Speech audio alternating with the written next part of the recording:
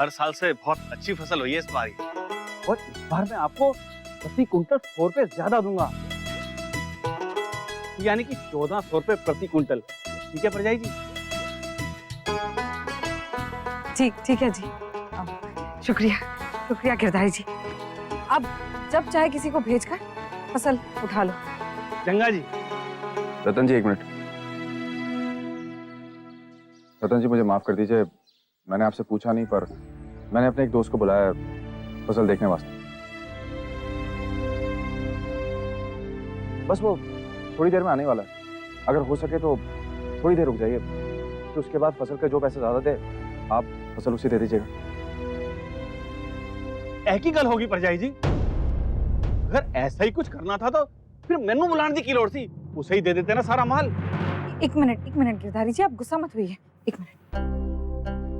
निहाल सिंह जी, गिरधारी जी इस साल प्रति क्विंटल के 100 रुपए ज्यादा दे रहे हैं। हर साल पूरा पिंड इन्हीं को अपनी फसल बेचता है। अच्छे भले भरोसे के इंसान है तो फिर। कोई नहीं जी, फसल आप इनको ही दे देना, पर वो भी आ रहा है तो एक बार फसल दिखाने में क्या हर्ज है। परजाई जी, ये तो सरासर बेइज्जती होगी हमारी। अगर कोई बंदा आके इत्थे गेहूं देखेगा तो मैं गेहूं नहीं लवांगा। अरे परजाई जी, हम हर साल सरकार से बात करते हैं ना, तो उसे ही करने दो ना। ये आपका काम नहीं है परजाई जी। कैसे नहीं है जी? खेत इनका है, मेहनत इनकी है, फसल इनकी है, और ये काम इन्हीं का है। परजाई जी, ए हुन तुसी तय करना है जी, आपको मुझ पर भरोसा है या इस नए बंदे पर।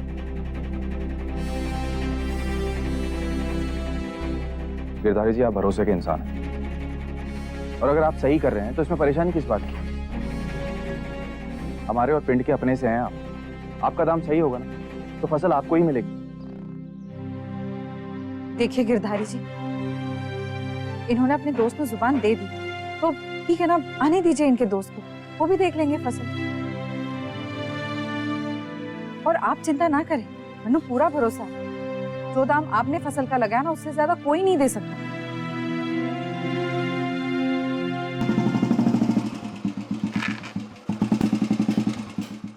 हेलो जी, आ गए।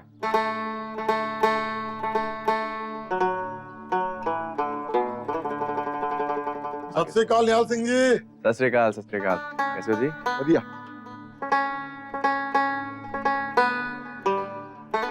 अब रतन जी, ये दलजीत है। दलजीत, ये रतन जी। सत श्री अकाल जी। सत श्री अकाल। इन्हीं की फसल देखने के लिए बुलाया था। अच्छा अच्छा। परजाई जी, ये सब गलत है। आप एक बार दोबारा सोच लीजिए। इस बार तो आप इसको फसल बेच देंगी, लेकिन अगली बार क्या करेंगी?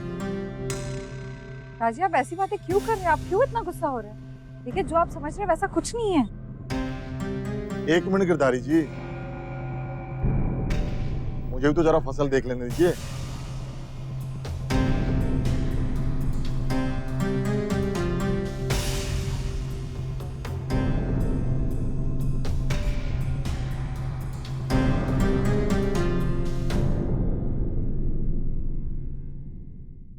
देखिए, फसल तो आपकी बहुत अच्छी है, और मैं आपको इस फसल के 1500 रुपए प्रति क्विंटल दूंगा।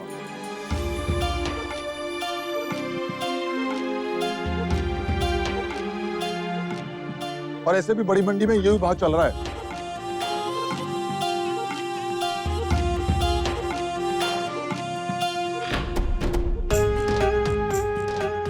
जी, मैंने आपकी फसलों के पुराने भाव देखे और तभी मुझे शक हुआ था, इसीलिए मैंने दलजीत को बुलाया था। सच बात तो यह है जी कि गिरधारी लाल जी कई सालों से आपको और पिंड वालों को कम दाम दे रहे हैं आपकी फसलों के। देखिए जी, बाजार में आपस में इन लोगों की सांठ-गांठ होती है। एक ठेकेदार ने एक भाव बोला, अगला ठेकेदार उससे कम भाव बोलता है, ताकि लोग उस ठेकेदार को जाके सारा माल बेचें। बकवास है ये सब। मैं कहता हूँ परजाई जी, ये सब बकवास हैगा। ये बंदा मेरी ग्राहकी तोड़ने के लिए ये सब कर रहा है। परजाई जी, मैं आपसे आखिरी बार पूछ रहा हूँ कि आखिर करना क्या है? देखिए, आपका हमारा रिश्ता तो कितना पुराना है, और इसलिए तो रिश्ता? आपने रिश्ता निभाया ही कहा गिरधारी जी, आप तो बस व्यापारी बने रहे। जो इंसान व्यापार में ईमानदारी नहीं दिखा सकता ना, वो रिश्तों में ईमानदारी कभी नहीं दिखा सकता। पता नहीं कब से आप सबको धोखा देते आ रहे हैं, शर्म आनी चाहिए आपको।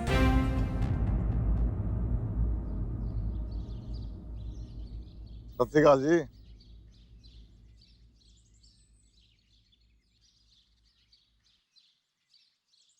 हाँ ठीक है निहाल सिंह जी, मैं भी चलता हूँ और मैं बंदा भिजवा देता हूँ फसल उठाने के लिए। ठीक है ठीक है सत श्री अकाल। चलो सत श्री अकाल। शुक्रिया।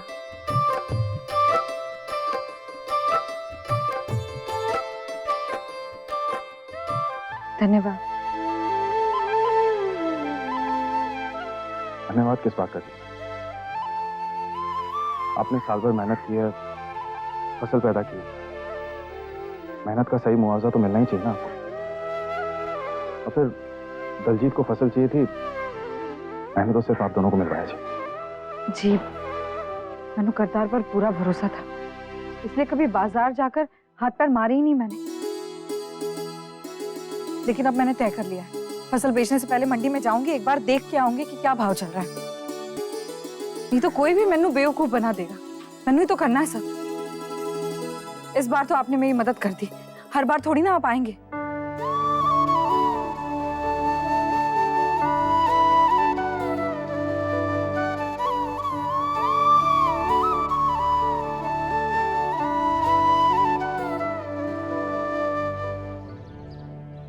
गुरप्रीत, गुरप्रीत पुत्र।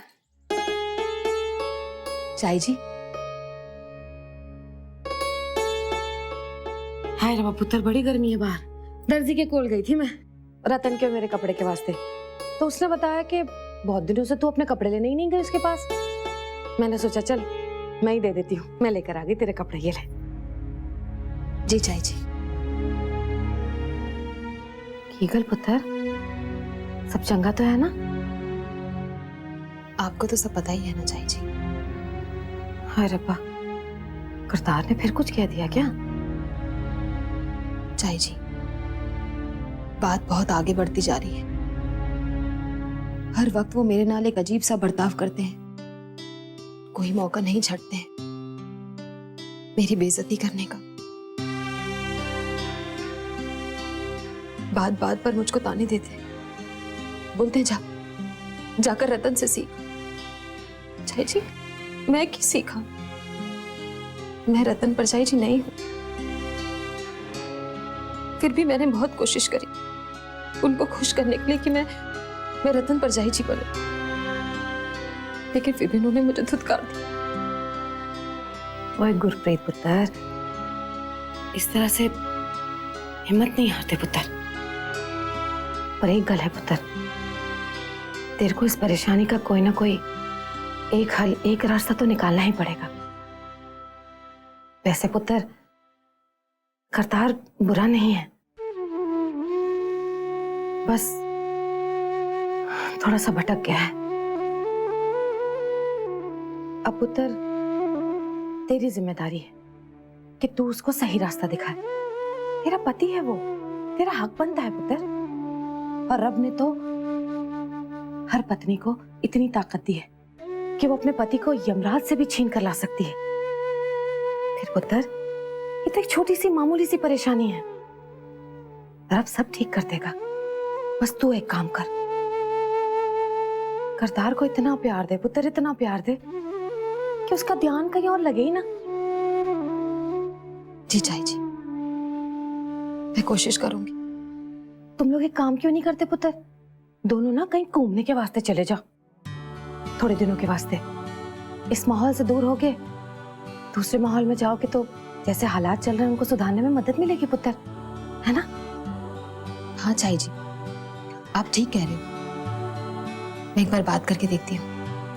चंगा पुत्र, चलती हूँ, अपना ख्याल रखना।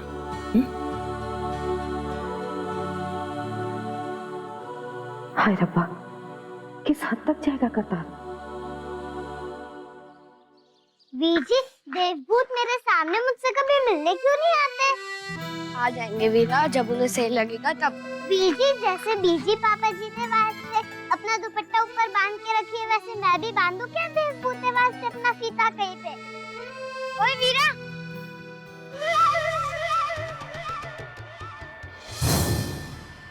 तू अपने वीर नु बस स्टैंड छोड़ने जा रही है की? ओए रणवीर, तू फिर से भाग रही की?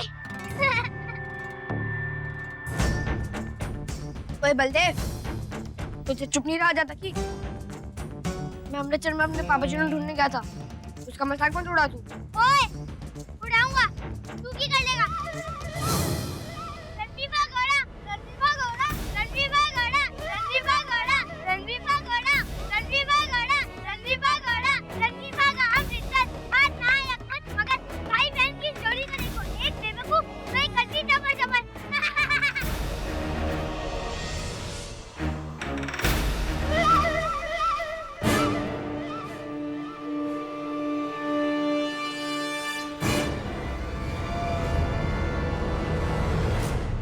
ओए बलदेव, मेरी वीरा के वास्ते कुछ मत कहना, समझा? अच्छा, हीरा जबर जबर, हीरा जबर जबर।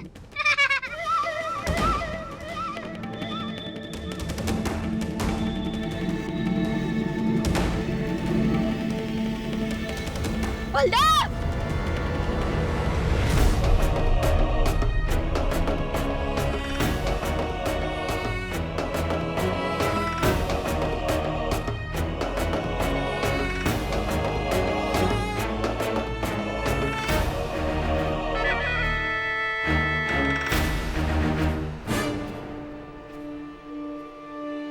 रणवी, क्यों लाया तूने मेरे मुंडे नू?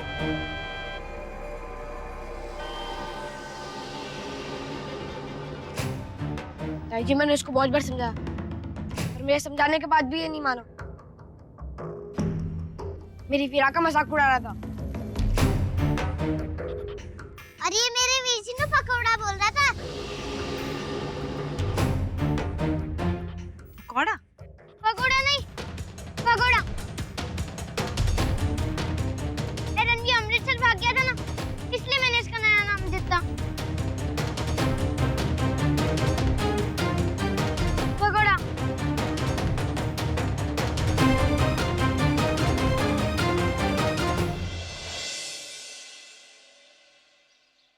चाय जी, मुंह मीठा कीजिए चाय जी, मुंह मीठा कीजिए।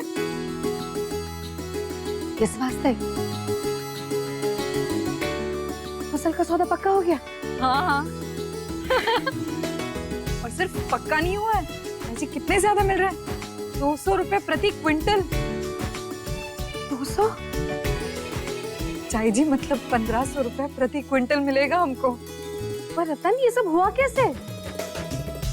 निहाल सिंह जी के दोस्त आए थे, उन्होंने ही फसल का दाम लगाया चाय जी। हाय रब्बा, इतना बढ़िया दाम हम तो सपने में भी नहीं सोच सकते। चाय जी मैंने भी कहाँ सोचा था, बस रब से अरदास कर रही थी कि पिछले साल से कम 50 रुपए या 100 रुपया ज्यादा दे दो। पर देखिए क्या हो गया, सब निहाल सिंह जी की वजह से हुआ है चाय जी। इतनी सी बात के लिए तूने मेरे पुत्र को रुलाया? अरे सही तो कह रहा, वो क्या गलत किया उसने? अपने घर से भाग के गया नहीं था वो अमृतसर? की होया पर चाय जी? पिंडा हाल देख लो जी, ये रणवी अपने घर से भागने की शाबाशियां बटोरता फिरता पूरे पिंड से, जैसे पता नहीं कौन सा महान काम करके आया हो।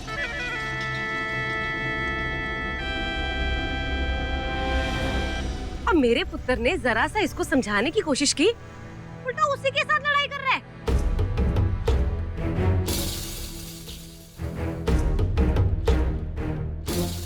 ताई जी, ये मैंने समझा नहीं जाता, ये मेरा और मेरी ज्यादा मजाक उड़ा रहा था। ओए चुप कर, देखा था मैंने सब।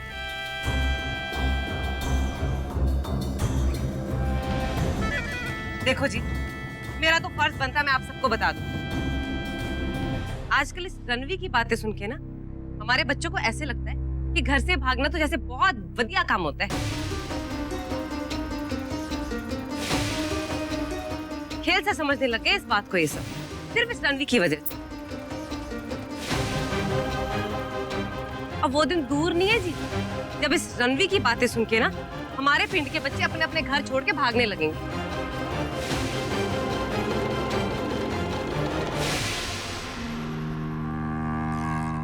अरे इसको कोई कुछ समझाता क्यों नहीं?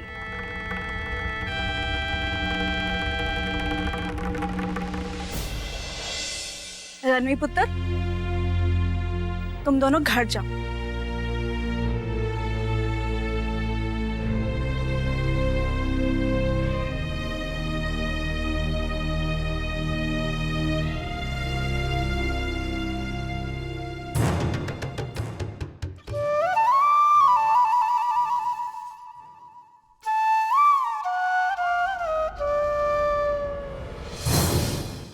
वो गिरधारी जी थे ना, वो हर साल फसल का 1300 रुपए प्रति क्विंटल देते थे, लेकिन इस साल उन्होंने बोला कि फसल अच्छी है तो मैं 1400 रुपए दूंगा।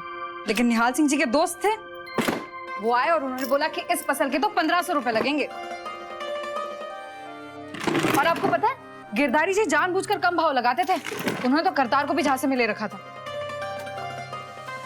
करतार की भी की गलती, जैसे मैनू करतार पर भरोसा था, उसे गिरधारी जी पर होगा।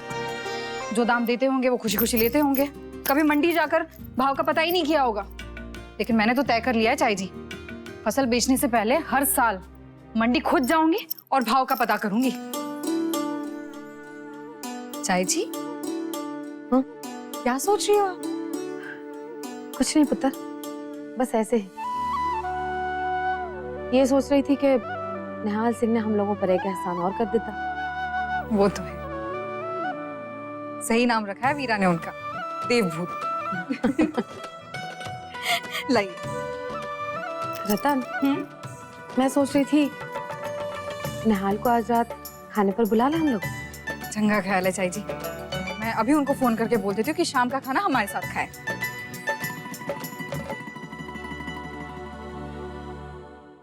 बंसरी पर चाई जी, सारा पिंड और बच्चे जानते हैं कि रणवी कोई खेलने कूदने या शौक के लिए अमृतसर नहीं भागा था। अरे वो मासूम तो बेचारा अपने प्यो को ढूंढने के वास्ते क्या था। बंसरी, अरे रणवी हमारे सामने पला बड़ा हुआ है, पर पिंड के सारे लोग उस पे आंखें मूंद के भरोसा करते हैं। वो ना किसी को गलत सीख दे सकता है और ना उसे कोई गलत सीख दे सकता है। संपूर्ण भाई साहब के जाने के बाद वो इस पिंड का पुत्र है, और आप भी उसके दिल को समझिए, संभालिए, तोड़िए नहीं। पुत्र, तू भी रणवी से दोस्ती कर ले, अच्छी अच्छी आदतें सीख ले। ऐसे किसी को परेशान करना चंगी गल नहीं होती।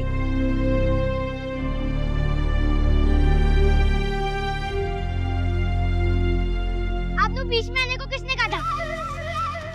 करवा दी ना बेइज्जती।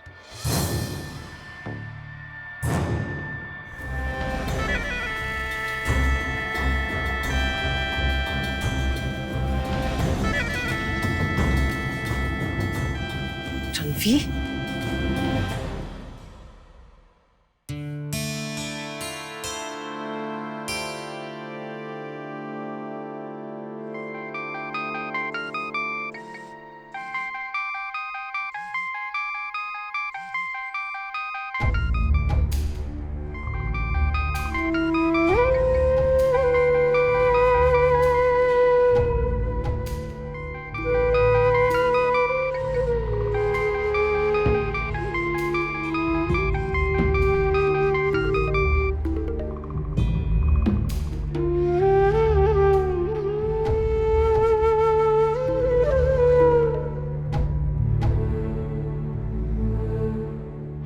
चाई जी, पता नहीं कहाँ है, फोन ही नहीं उठा रहे।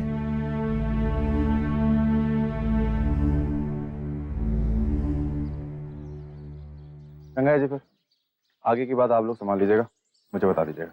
सत श्री अकाल। निहाल सिंह,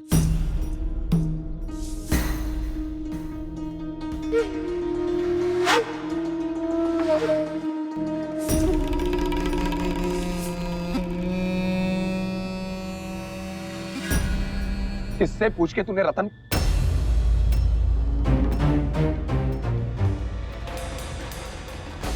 रतन जी की फसल का सौदा गिरधारी को छोड़ के किसी और के साथ किया? हाँ? हक किसने दिया तुझे? होता कौन है तू? वो करना क्या चाहता है तू? हाँ? मुझे तो लगता है तू रतन जी का खेत ही हड़पना चाहता है।